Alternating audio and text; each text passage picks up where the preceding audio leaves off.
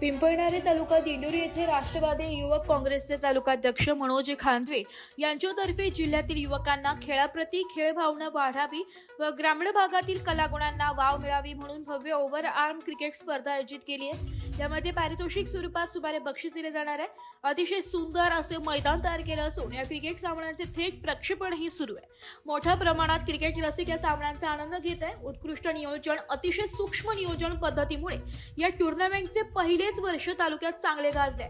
यावेळी आयोजक मनोज खांदवे यांनी सांगितले की नमस्कार, आज पिंपळणारे प्रीमियर लीगचा तिसरा दिवस आणि खूप चांगल्या प्रकारचा या प्रीमियर लीगला प्रतिसाद मिळत आहे। तरी आमचे सर्व मित्रपरिवार, जानता राजा मित्रमंडळ यांच्या सर्वांच्या सहकार्याने व शिवशाही क्रिकेट क्लब यांच्या सर्व मित्रपरिवाराच्या सहकार्याने आज तिसरा दिवस पण खूप चांगला आहे आणि अजून इथून पुढे 6 दिवस ही स्पर्धा अशीच चालू राहणार आहे।